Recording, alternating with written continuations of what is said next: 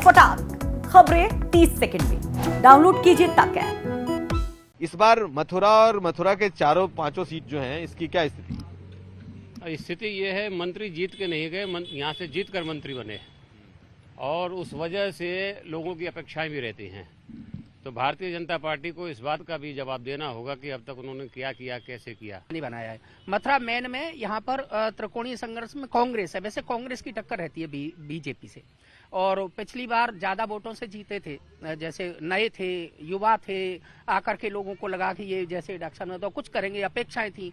लेकिन कुछ लोगों में उनके जन भावना के अनुसार काम नहीं हुए, लोगों का कहना है। कुछ निराशा भी है। 10 फरवरी को पहले चरण का मतदान है और पहले चरण के मतदान में जिन इलाकों में चुनाव है उसका एक अहम इलाका ब्रज है, और हम आज ब्रज में भगवान कृष्ण की नगरी मथुरा में हैं। मथुरा में हमारे साथ पत्रकार हैं और हम पत्रकारों के माध्यम से टटोलेंगे कि आखिर जमीनी सियासी हकीकत क्या है, कौन जीत रहा है, कौन हार रहा है, किसके प्रति माहौल है और किसकी खिलाफत है। तो हमारे साथ इस वक्त मथुरा शहर के इस इलाके के 4 पुराने पत्रकार मौजूद हैं। कमलकांत उपमन्यु, जो कि फिलहाल स्वतंत्र पत्रकार हैं और प्रेस क्लब के अध्यक्ष हैं। हमारे साथ विजय आर विद्यार्थी जी हैं, जो कि पीटीआई के प्रमुख हैं यहाँ के। पीटीआई को देखते हैं। हमारे साथ किशन चतुर्वेदी जी हैं, पहले अमर उजाला में रह चुके हैं और अभी भास्कर को के अखबार में है, भास्कर अखबार में है। और साथ साथ चंद्र प्रताप सिंह सिकरवार जी हैं, जो कि अमर उजाला देख चुके हैं। इस वक्त एक लोक भारती अखबार है, उसे देखते हैं। तो इन तमाम लोगों से हम टटोलेंगे, पूछेंगे कि आखिर मथुरा का मूड क्या है, कौन जीत रहा है मथुरा। तो हम शुरू करते हैं आपसे विजय आर विद्यार्थी जी कि इस समय पिछले बार तो लहर थी और यहाँ से मंत्री भी जीत के गए।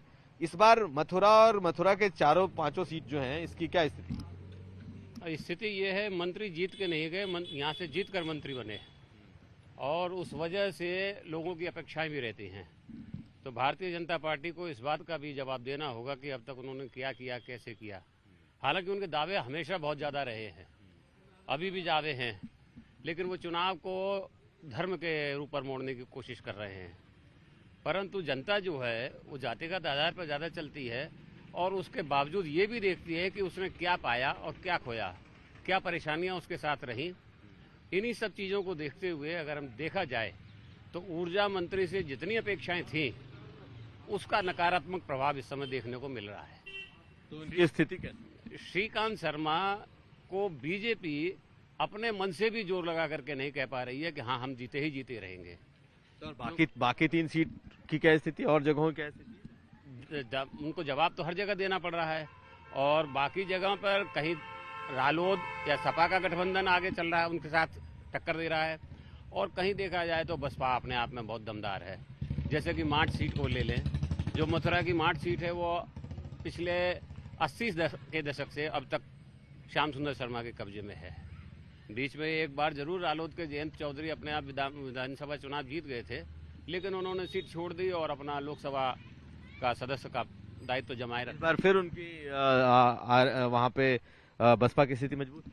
हाँ, बिल्कुल मजबूत है, और बल्कि भाजपा ने जिस तरीके से अपना कैंडिडेट इस बार बदला है, जिस कैंडिडेट ने उन्हें 50,000 से ऊपर पहुंचा दिया, उस कैंडिडेट को बदलने का भी वहाँ दुष्प्रभाव उनको देखने को मिलेगा। ठीक है। तो कमलकांत उपमन्यु जी, आपको क्या लगता है, क्या है माहौल? हर जगह सीटें फंसी हुई। आप क्लियर, जैसे माठ की मेरे भाई डॉक्टर साहब विजय आर जी ने बताया, माठ की सीट वहाँ बसपा प्रमुख वो है। बसपा ने यहाँ पे और कहीं हो न हो, लेकिन मथुरा में बसपा सीधे टक्कर दे रही है कई सीटों पे, और त्रिकोणीय संघर्ष भी बसपा ने बनाया है। मथुरा मेन में यहाँ पर त्रिकोणीय संघर्ष में कांग्रेस है। वैसे कांग्रेस की टक्कर रहती है बीजेपी से, और पिछली बार ज्यादा वोटों से जीते थे। जैसे नए थे, युवा थे, आकर के लोगों को लगा कि ये जैसे इलेक्शन में तो कुछ करेंगे, अपेक्षाएं थी।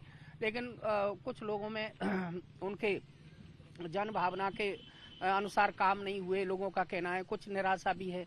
कुछ एक दूसरे कैंडिडेट जो बीजेपी ने टिकट काटी है, एसके शर्मा, जो थोड़े से वोटों से पहली बार हारे थे माठ क्षेत्र से, वो अब मथुरा में बीएसपी से उन्होंने रोचक मुकाबला बना दिया है।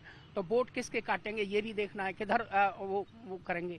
मेन टक्कर जो शहर में रहती थी कांग्रेस बीजेपी, उन्होंने आकर के त्रिकोणीय बना दिए। अब गोवर्धन में भी त्रिकोणीय है। रालोद और जो सपा का गठबंधन का प्रत्याशी है ब्लॉक प्रमुख प्रीतम सिंह, और सपा के वहां से पहले विधायक रह चुके हैं राजकुमार रावत जी, वो, और दूसरा जो वर्तमान बीजेपी विधायक हैं काननदास सिंह जी, उनकी टिकट काट करके मेघश्याम जी को दी है। तो वहां भी त्रिकोणीय संघर्ष है। और ऐसे ही गोकुल में है। गोकुल में जो तैयारी कर रहे थे रालोद से, उनको टिकट न देकर के एक महिला को टिकट दी है। और वर्तमान सिटिंग जो एमएलए हैं पूरन प्रकाश जी, उनके बीच सीधे सीधे फाइट है वहाँ पे। और माठ में त्रिकोणीय है। तो इस वक्त पूरे मथुरा में कुछ न कुछ सीधी फाइट या फिर त्रिकोणीय दिखाई दे रहा है। किशन चतुर्वेदी जी, आपको क्या लगता है, क्या है माहौल? देखिए, भाजपा के पक्ष में कहा जाए तो सबसे बड़ी बात यह है कि उनके पास एक सुगठित संगठन है, जिसका कि पार्टी प्रत्याशी को सबसे बड़ा लाभ मिलता है। निश्चित आपने सही कहा था कि पिछली बार लहर में जीती थी, लेकिन जहाँ तक इस बार की बात है, इस बार उन्हें 5 सीटों पे, मथुरा की 5 विधानसभा सीटों पे संघर्ष देखना पड़ेगा। और जैसे माठ की है, तो माठ में तो पंडित श्याम सुंदर शर्मा ने रिकॉर्ड बनाया है, और इस बार भी उनके पक्ष में कुछ ऐसी बातें हो गई हैं जिसकी वजह से उनका पलड़ा भारी नजर आ रहा है। यानी कि बसपा माठ से भारी नजर आ रही है, यहाँ पर श्रीकांत शर्मा के लिए मुश्किल है क्योंकि संघर्ष कड़ा है। और जो बाकी वोट भी कट रहे हैं, उनके ब्राह्मण जात का कैंडिडेट बसपा ने खड़ा कर दिया है, तो उसका लाभ उसे मिल सकता है, मतलब दूसरे प्रत्याशी को, कांग्रेस प्रत्याशी को मिल सकता है। आपको क्या लगता है? यहाँ जो स्थिति है, जो 5 सीटें हैं, 5 में से एक मथुरा की सीट ऐसी है जहाँ कांग्रेस और भाजपा यानी परंपरागत एक प्रतिद्वंदी पार्टी रही हैं। बाकी चारों जो सीटें हैं वहाँ लोकदल और भाजपा में, तो कहीं तो त्रिकोणात्मक संघर्ष है किसी सीट पर, कहीं कहीं आमना सामना है, जैसे कि छाता में। और बाकी जैसे मथुरा में अगर हम देखें तो चारों कैंडिडेट अपने को संघर्ष में पा रहे हैं। तो जो स्थिति यहाँ, जो आप बीजेपी की समझिए कि जो भगवान कृष्ण का जन्मभूमि का मुद्दा जो उठाया था वो चल नहीं पाया, एक बात। दूसरे, भाजपा का जो है एक जो नेगेटिव वोट है, क्योंकि सत्ता में रह करके जो चीज़ें नहीं हो पाई, तो जनता की उम्मीदों पर खरे नहीं उतरी, तो वो उसका नुकसान है वो। और ये खासकर यहाँ जो 2 मंत्री हैं, लक्ष्मी नारायण चौधरी छाता से और मथुरा से श्रीकांत शर्मा, इनको बड़ी दिक्कतें हो रही हैं कि जो उम्मीदें थी वो नहीं हो पाई। और भाजपा का जो नेगेटिव वोट है वो उसको जो है नुकसान करेगा। तो जो कुल मिलाकर के जो स्थिति ये है कि यहाँ गठबंधन में 2 सीटें हैं, गठबंधन जो लोकदल और सपा की है उसमें 2 पे लड़ रही है और 2 पर लोकदल है। और एक शहर पर गठबंधन का कैंडिडेट है जरूर, लेकिन वो पूरी तरह फाइट में नहीं है। यहाँ बीजेपी और शहर वाली सीट पर और कांग्रेस में परंपरागत आमना सामना होगा।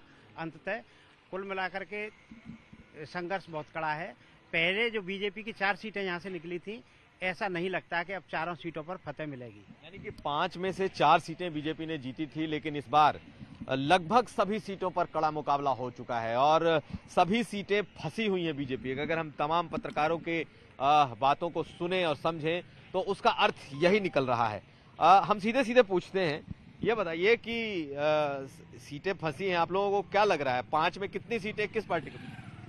अभी स्थिति यह है कि थोड़ा सा अभी कल परसों नामांकन के बाद कौन पर्चा वापस ले रहा है, किसके पक्ष में कितने वो रहते हैं, अभी इसमें से कुछ बैठेंगे प्रत्याशी जो भी। मुख्य प्रत्याशी तो नहीं और बैठेंगे। अब दूसरी बात, जैसे अभी बताया छाता वाली सीट पर जो दूसरे मंत्री हैं लक्ष्मण जी, उनका सीधा तेजपाल सिंह जी से मुकाबला हो रहा है। वो पूर्व मंत्री है, वहाँ की परंपरागत ये रही है 40 पार्टी बताइए। दशकों वर्षों से वो एक जीतता है एक हारता है वहाँ से आपस में। मतलब तेजपाल सिंह और वर्तमान मंत्री लक्ष्मण जी, ये परंपरागत सीट है, एक जीत जाएगा एक हरा देगा। इस बार भी वैसे ही हो सकता है। अब ये भी समीकरण बन सकता है हारने जीतने का। एक ये यहाँ भी बहुत सालों से यही हो रहा है, एक जीता। जैसे पिछली बार प्रदीप माथुर थे ऊर्जा मंत्री जी, ये वर्तमान श्रीकांत जी जीत गए। अब क्या स्थिति रहेगी, तो ये कुछ लोगों के, ये अभी बहुत से मुद्दे ऐसे हैं यहाँ मथुरा में लोकल तीर्थ नगरी। इस बार क्या हिंदू राष्ट्रवाद, कृष्ण जन्मभूमि ऐसे तीर्थ नगरी है, जैसे यमुना जी का है तो यहाँ बहुत बड़ा मुद्दा है, बंदरों का है, ये बहुत बड़ा मुद्दा है। अब ये जो जन्मभूमि पर कई वाद दायर कर दिए हैं, उसका भी मुद्दा है। अब ये कितना डाइवर्ट कर पाते हैं, जैसे अभी मेरे भाई ने बताया कि वो हिंदू मुस्लिम थोड़ा सा धर्म में, अब धर्म में कितना इनका बड़ा संगठन है, कितना वो कर सकता है, इसको ले जा सकते हैं, अगर ये इस पे भी निर्भर करेगा आगे। आपको क्या लगता है कि इन 5 सीटों में अगर आप आज की स्थिति में देखें तो कितनी सीटें बीजेपी जीत रही है, कितनी सीटें गठबंधन जीत रही है, कितना भाजपा अपनी 4 में से 2 सीटें खो सकती है, 3 जीत सकती, 1-2 जीत सकती, भाजपा 2 खो सकती है, 2 रह सकती है। और 2 जगह कहा, अभी जैसे बताया आपको सारी चर्चा में मालूम पड़ा है कि बहुजन समाज पार्टी अच्छी स्थिति में है, ठीक है। और इसके अलावा एक सीट जो मथुरा की है, वो जिस प्रकार से कांग्रेस का एक मूवमेंट बन रहा है, एक लोगों का नैरेटिव बन गया है, परसेप्शन उनका इस तरीके से बदल रहा है, तो प्रदीप माथुर यहाँ से 5वीं बार भी ये सीट निकाल सकते हैं। यानी कि पूरे प्रदेश में कांग्रेस का भले ही कोई हाल हो, यहाँ पर ठीक ठाक लड़ाई में है। बिल्कुल लड़ाई में, फुल फ्लैश लड़ाई में है।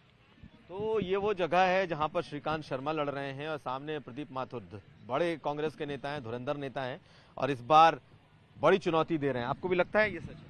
बिल्कुल, मुझे ये लगता है कि पिछली बार जितने अंतर से जीत हार हुई थी वो इस बार नहीं हो पाएगी, और इतने मामूली तो ये कहना तो कठिन है कौन जीतेगा हारेगा, लेकिन निश्चित रूप से भाजपा के लिए 3 सीटें बहुत संघर्ष वाली हो गई हैं, जिसमें कि कुछ भी हो सकता है। तो इस बार कोई हिंदू राष्ट्रवाद ये सब कार्ड यहाँ लोकली नहीं चल, मुझे नहीं लगता कि ऐसा कुछ होगा, क्योंकि जो लहर पिछली बार थी वो स्थानीय स्तर पर नजर नहीं आ रही। कोई नजर नहीं आ रही। अच्छा, आपसे शुरू करता हूँ, ये बताइए कि मोदी योगी का इम्पैक्ट क्या है? क्या वोटरों पर वो भी एक इम्पैक्ट है, वो अल्टीमेटली वो प्रिवेल करेगा या फिर स्थानीय मुद्दे हावी रहेंगे? देखिए, जहाँ तक योगी जी की बात है तो उत्तर प्रदेश ब्रज तीर्थ विकास बोर्ड जो बना उसने काम तो कराया है, और पिछली सरकारों की तुलना में देखा जाए तो काम हुआ है, लेकिन इसे बीजेपी कितना भुना पाती है अब ये देखने की बात है।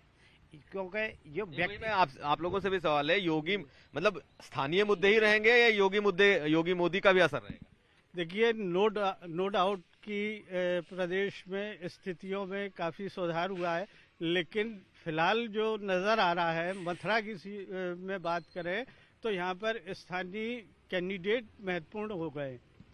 आपको क्या लगता है कि योगी मोदी वाला जो सवाल आपका है बिल्कुल माकूल है और वो काम करेगा भी, लेकिन वो किस लेवल तक जाता है, किस स्तर तक उसको डाइवर्ट कर सकता है, मतदाता के मन को किस तरह बदल सकता है और उसकी तरफ स्थित कर सकता है, ये अपने आप में एक सवाल है। आप लोगों को क्या लगता है, क्या आखिर में असर पड़ेगा या नहीं पड़ेगा? बिल्कुल असर पड़ेगा, लेकिन वो असर इतना पड़ पाए कि वो मतों को आगे निकाल ले जाए दूसरे सामने वाले से, वो अभी लगता नहीं है। अब अभी तक तो असल बात यह है कि चुनाव एक तरीके से आम आदमी के लिए शुरू ही नहीं हुआ। हम आप टीवी पर दिखा लें, लिख लें अखबारों में, वो अपनी जगह रह गया है, पर जो आमने सामने वो बात सुनते हैं, देखते हैं, उनकी बात समझते हैं, उनका मूवमेंट देखते हैं, वो असर तब मालूम पड़ेगा जब मैदान में ये चुनाव। अब तो 10 तारीख में टाइम भी नहीं बचा है, अब तो पूरी तरीके से खुला है, लोगों का मूड भी सामने आ रहा होगा। हाँ, जितना आ रहा है उतना उसी के हिसाब से तो आपको चीजें बताई है। बिल्कुल असर भले ही पड़े, लेकिन वो स्थानीय मुद्दे हैं या अपने निजी मुद्दे। स्थानीय मुद्दे अभी भी हावी आपके सामने कुछ पब्लिक के लोगों ने ये बताया कि भाई हमने कोरोना में क्या हाल देखा, हमने लोगों को नौकरी खोते देखा, हमने मरते देखा, लाशें बहते देखा, तो ये सब हम कैसे भूल जाएंगे, या कोई भी आदमी कैसे भूल जाएगा। वो जो दुर्गत बनी हुई है इस काल में, और जितना क्या बेहिसाब कहा जाए तो महंगाई बढ़ी है, आम आदमी का जीना मुश्किल हो गया है। सरसों का तेल जो 70 रुपए का था आज 270 और 170 से नीचे कहीं आ ही नहीं पा रहा है किसी भी तरीके से। तो एक ये मुद्दे हैं। आपको लगता है योगी मोदी का मुद्दा पड़ेगा? और अब मैं आपको एंड बताऊं इसका, जो भी आपने कहा कि लोगों का मन बन रहा है, तो मथुरा में 5 सीटें हैं, इसमें से जहां तक रुझान जा रहा है बीजेपी कम से कम 3 तो ले जाएगी, और नहीं तो फिर 1 भी नहीं लेगी। अच्छा, ये माहौल ऐसा हो सकता है? तो बिल्कुल ना ले जाने वाली बात तो नहीं है। देखिए, जहाँ तक अब ये बात श्रीकांत जी के जो डिसफेवर में जा रही है, उतना भी मुझे नहीं लगता है कि वो परसेप्शन वोटों के समय तक रहेगा। हाँ। क्योंकि उनके साथ लोगों की कोई नाराजगी जरूर हो, और नाराजगी इतनी नाकाबिलियत की बात नहीं है। उन्होंने कम से कम अपना प्रभाव तो देखा ही है, दिखाया है, अपने विभाग को देखा है, संभाला है, लेकिन इतना नहीं किया है कि जितना गलत परसेप्शन उनका शुरू से चलता आ रहा है। आम आदमी तक उनकी पहुंच नहीं हुई है। आम आदमी उनसे मिल नहीं पाया है। ये उसका दुख दर्द जो है कभी पार्टी ने सुन नहीं पाई, न समझ पाई। वो भाजपा के लिए भी अभी तक बाहर ही हैं। मैं एक पत्रकार के नाते खूब अच्छी तरह से सोच समझ के कह रहा हूँ उस चीज को कि भले ही मथुरा के पैदा हुए हैं और उन्होंने दिल्ली में रह के काम किया है, पर उस समय भी जब वो यहाँ उतारे गए थे तब बड़ी मुश्किल से यहाँ भाजपाई उनको अपना समझ पाए या उनके लिए लड़ पाए।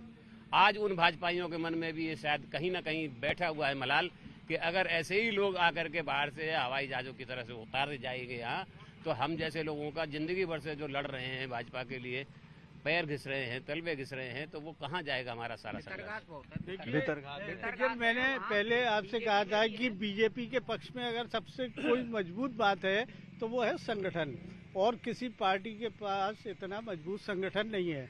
तो जो कुछ भी लाभ मिलेगा बीजेपी को संगठन की मजबूती की वजह से मिलेगा, वरना ऐसी कोई बात नहीं है कि कोई नयापन हो और कोई लहर जैसी बात हो या किसी ऐसा मुद्दा हो जिसकी वजह से कैंडिडेट जीत जाए। तो हमारे साथ ये खबर नवीस थे जिनकी पल पल पर सियासत पर नजर होती है, और अगर इनकी राय आज हम समझें तो वो ये है कि मुकाबला बेहद ही कड़ा है, और यहाँ तक कि श्रीकांत शर्मा को भी अपने क्षेत्र में जद्दोजहद करनी पड़ रही है।